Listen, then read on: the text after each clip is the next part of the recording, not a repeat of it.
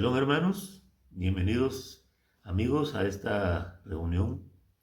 El día de hoy vamos a tocar la segunda parte del tema sobre el raquia. El último video que subí, les platiqué la primera parte de esta serie de temas que vamos a estar tocando relacionados con la llamada raquia o bien el traducido como firmamento.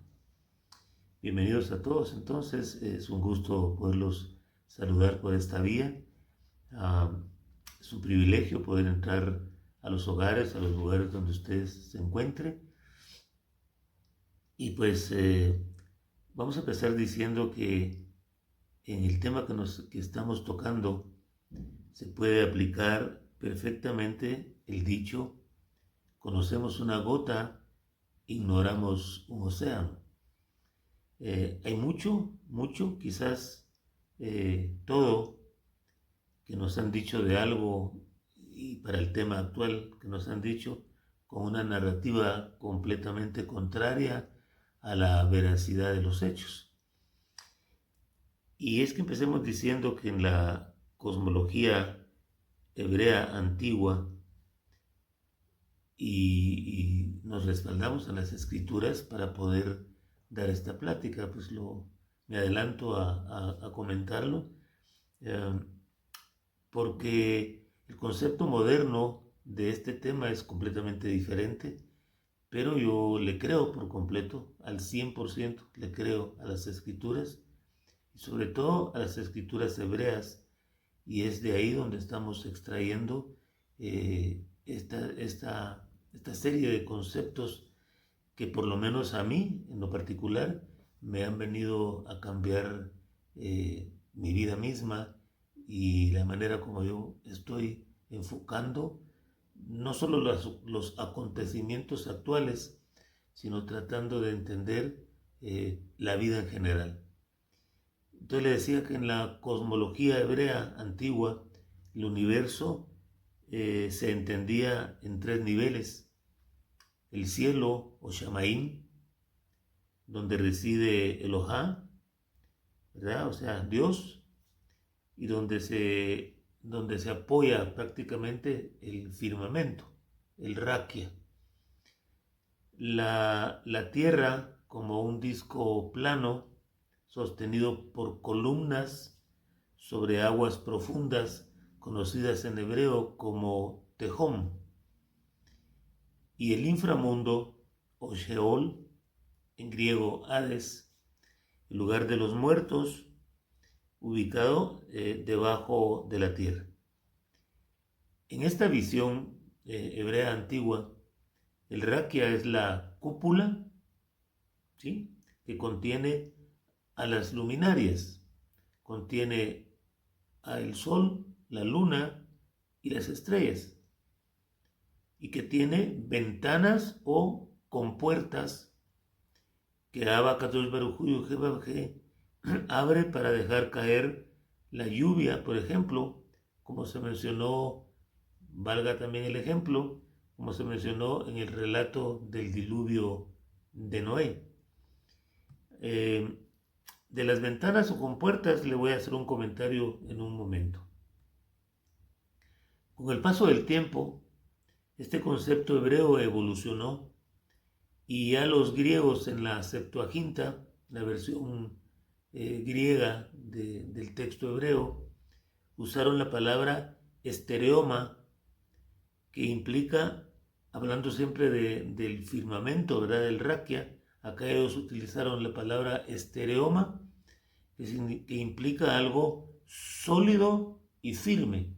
Fíjense, estamos hablando del firmamento, lo que hoy le llamamos el cielo, ¿verdad? Pero en el concepto griego sí, se sigue hablando de algo sólido o firme.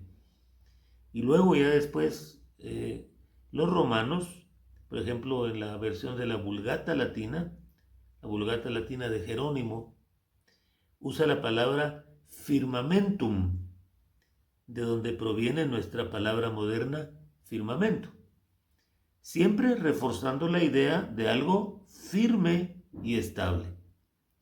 pero lleve usted el pensamiento que estamos hablando de lo que nosotros hoy le llamamos el cielo.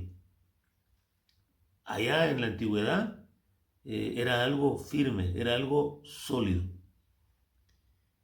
Ya muchas traducciones modernas prefieren términos como expansión o términos como bóveda celeste para suavizar la idea de una estructura sólida y adaptando la idea a algo más astronómico, como en la actualidad se visualiza. En el libro de Ezequiel hay un texto muy interesante. Ezequiel capítulo 1, verso 22, dice de esta manera: sobre las cabezas de los seres vivientes había algo semejante a un firmamento, ahí dice algo semejante a un raquia, con el brillo deslumbrante de un cristal. Aquí agregamos un elemento más.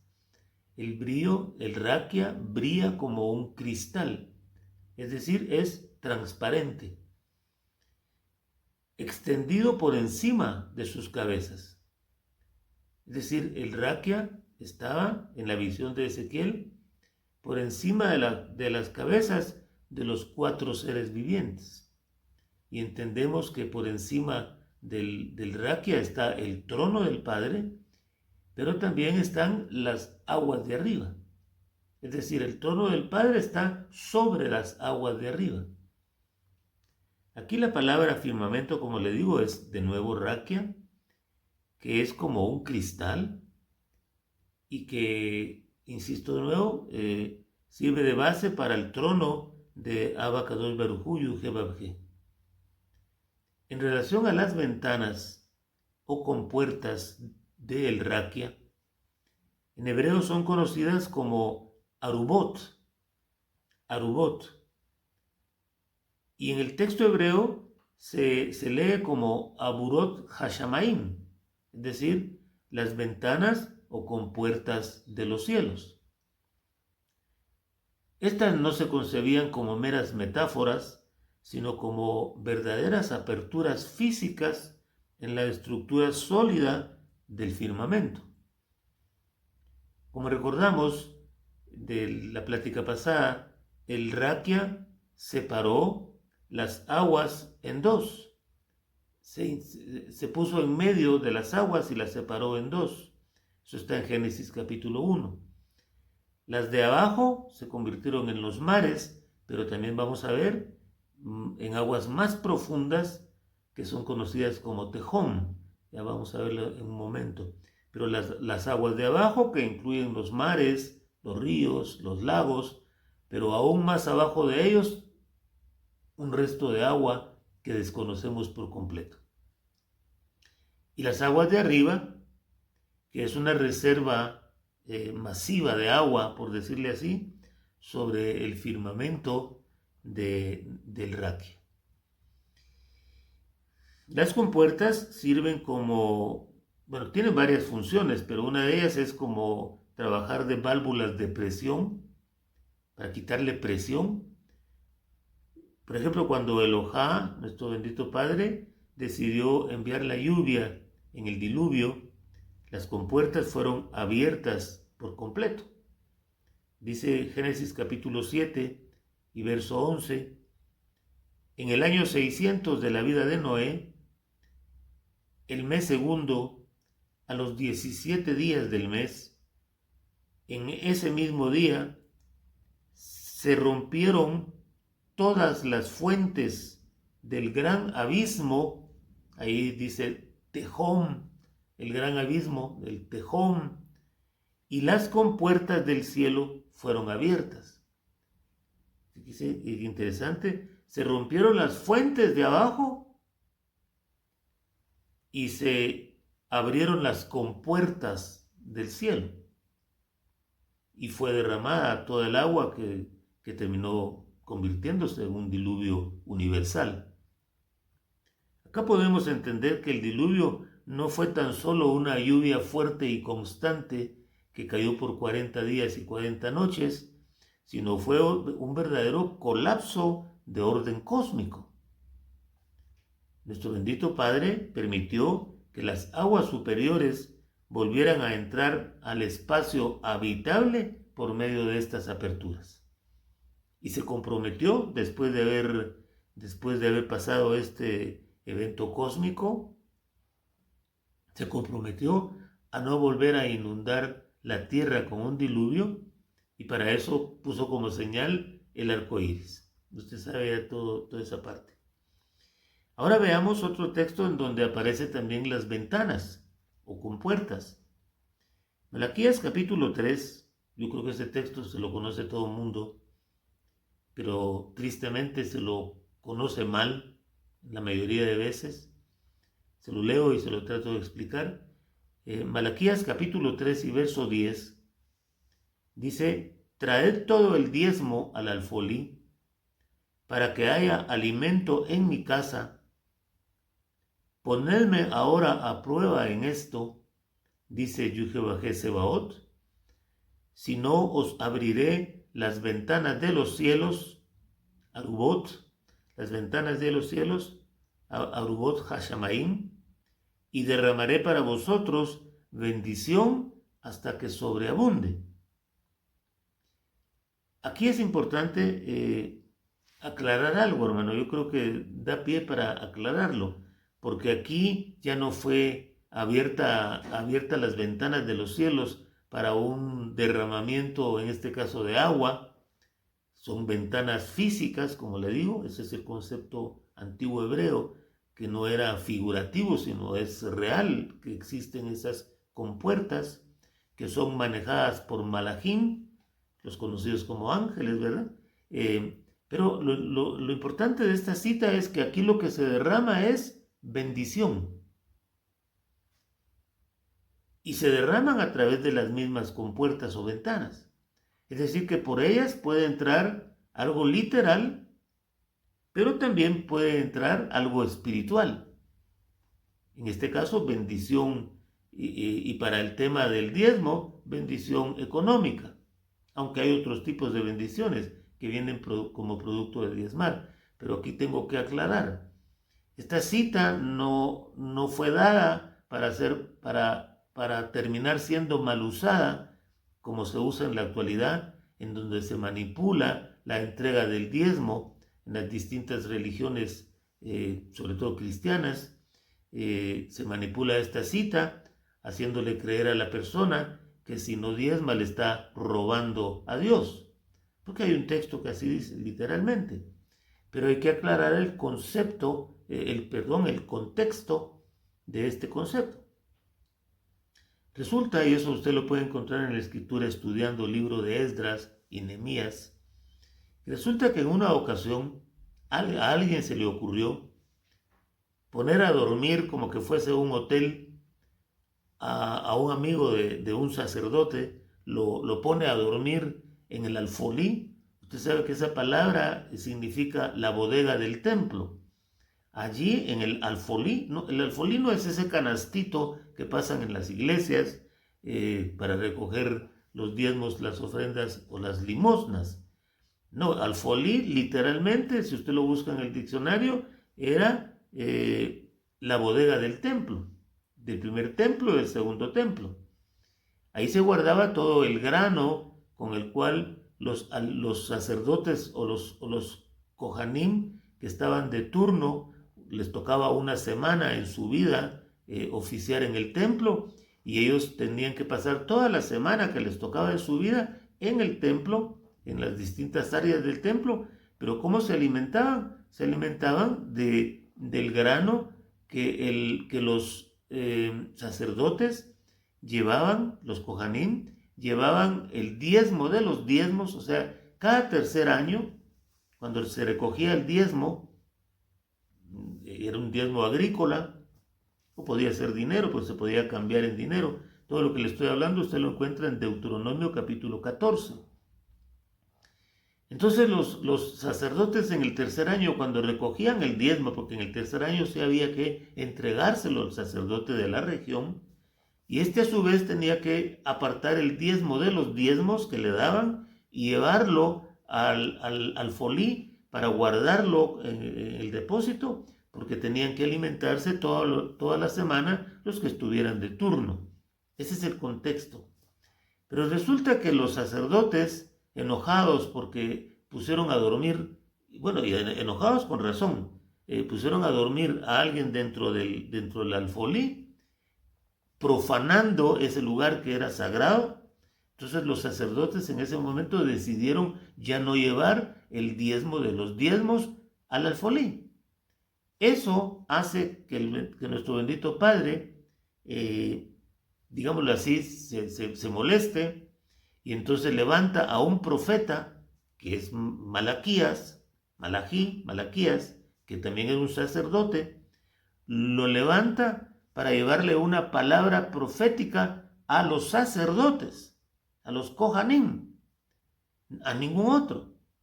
Por eso es que es triste cómo se descontextualiza la escritura en favor de un interés propio. Cuando usted estudia la escritura tiene que saber si eso que usted está leyendo tiene un destinatario en especial, porque usted no viene de primas a primeras a quererse apropiar de bendiciones que no son para usted. En este caso era una reprimenda a los sacerdotes porque no estaban llevando el diezmo de los diezmos al lugar correcto. Y entonces los reprende, pero también les dice: pruébenme ahora en esto, a ver si yo no soy capaz de abrirles las ventanas de los cielos y derramar bendición hasta que sobreabunde, si ustedes vuelven a llevar el diezmo de los diezmos al alfolí. Esa es la historia contextual de esta cita, y no es como ahora se manipula el diezmo, metiéndole temor y miedo a la gente que si no diezma le está robando a Dios. Eso es pues una grande mentira, una de las mentiras más grandes religiosas que se han inventado con el propósito, perdóneme, lo tengo que decir, de enriquecerse a costa del pueblo.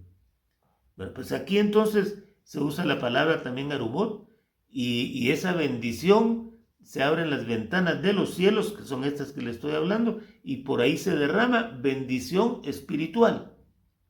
Eso sigue hasta el día de hoy.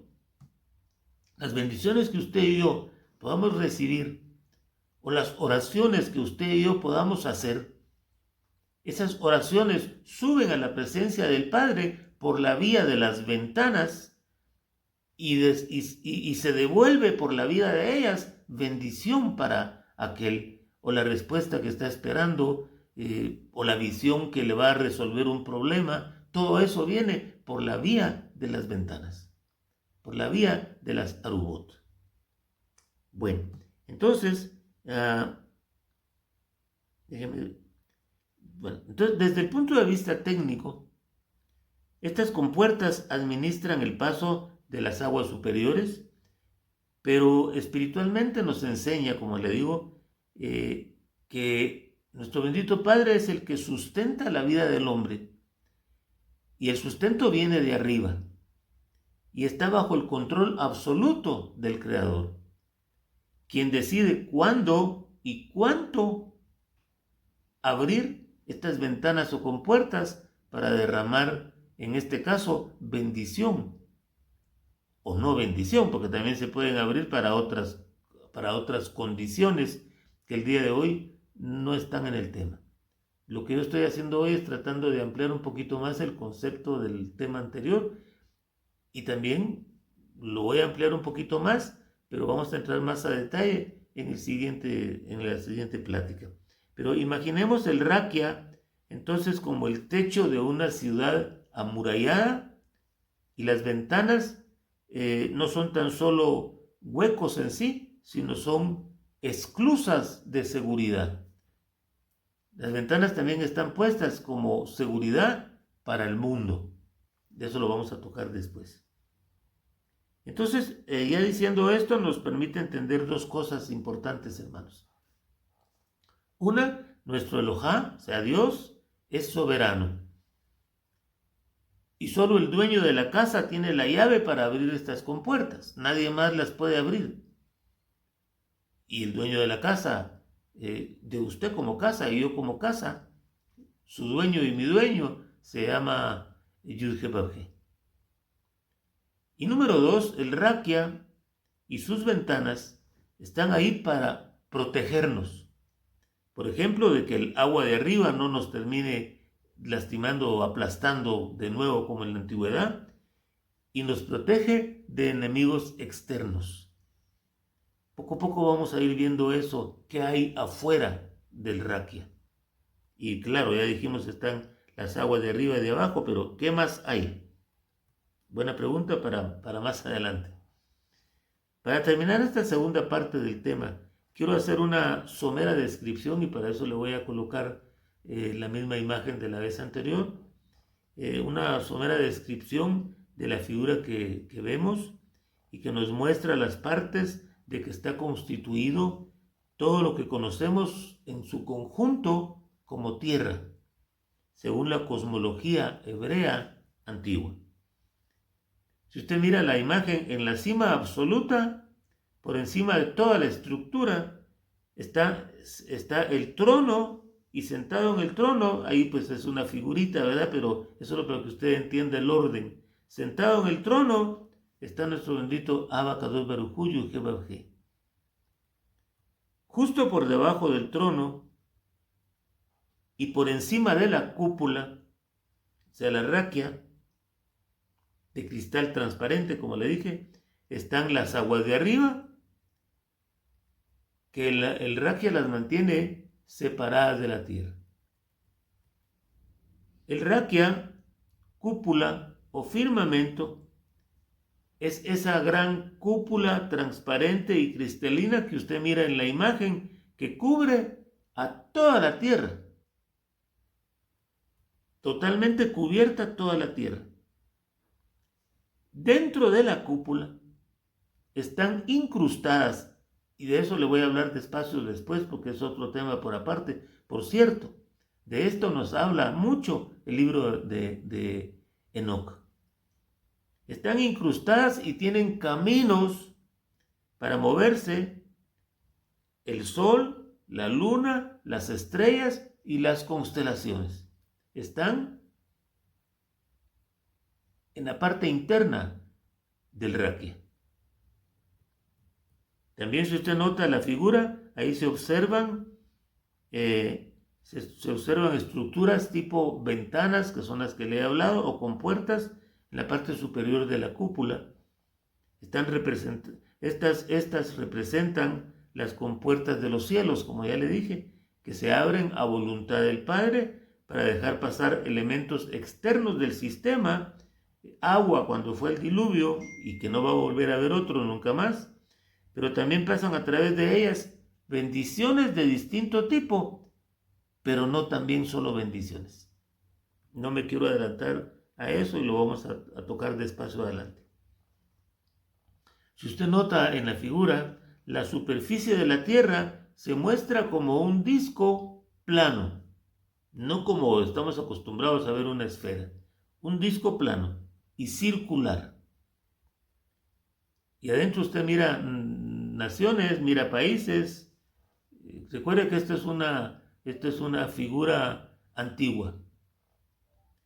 El disco terrestre, hermano, usted nota muy claro que no flota y no se mueve, porque está sostenido firmemente por grandes columnas. Y estas columnas son una clave importantísima para nuestra vida práctica de esta enseñanza teórica en el futuro. Porque usted va a entender cómo nosotros los seres humanos nos tenemos que alinear con esas columnas. No por algo nosotros también tenemos una columna vertebral. Y cuando nosotros energéticamente estamos alineados con las columnas, que ni siquiera sabemos que existen, ¿verdad? Pero ahora estamos aprendiendo que ahí, digo abajo, pero es que no es abajo, será cuánto más abajo, pero hay abajo, imagínese usted, hay unas columnas que le adelanto a decirle que representan los misbot de la Torah, los mandamientos de la Torah. Todo esto tiene un mensaje espiritual.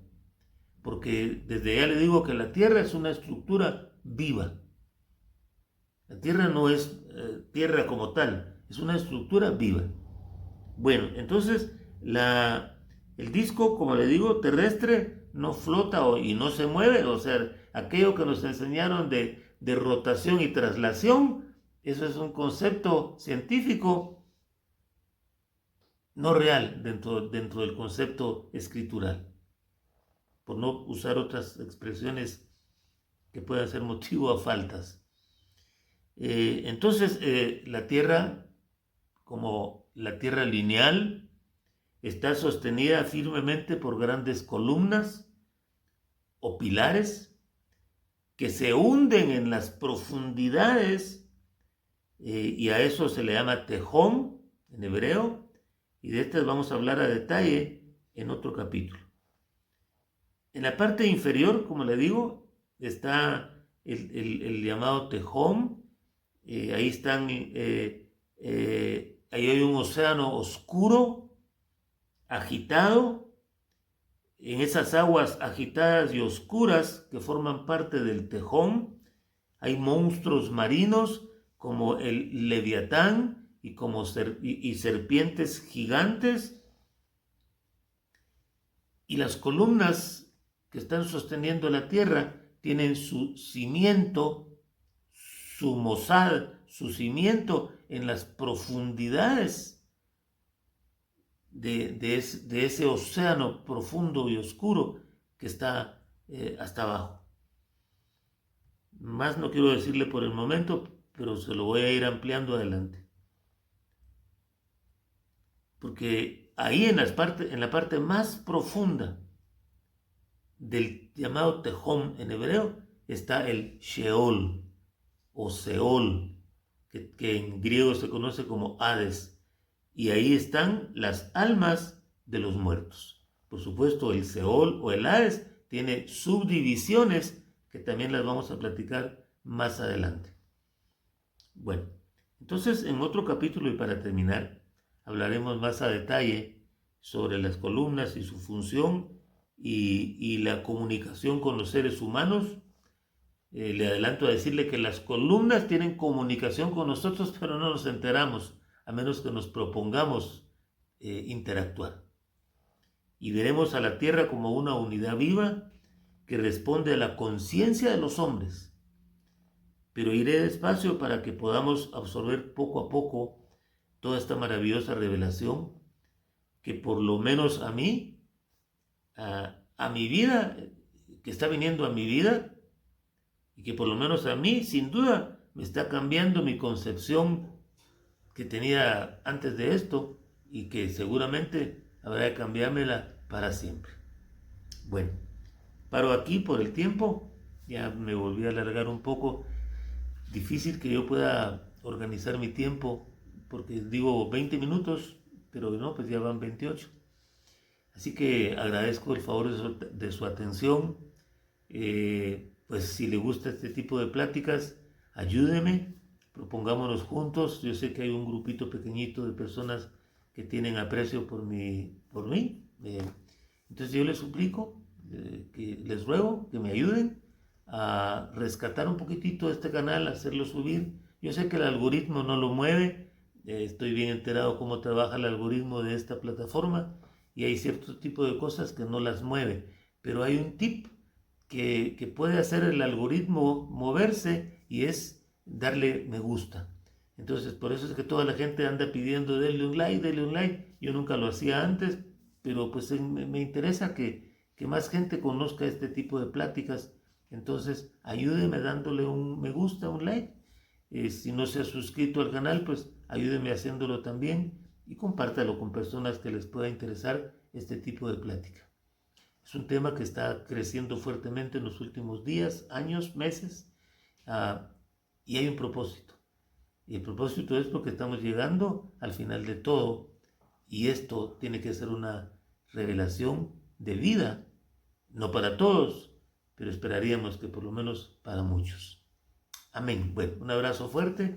Nos estamos viendo en el siguiente de esta serie. Mientras tanto, Shabbat No, pues sí, sería ya mañana, hoy es día jueves, pero le voy a desear anticipadamente, por si no grabo mañana, Shabbat Shalom, y seguramente en el fin de semana estaré subiendo el siguiente de la serie.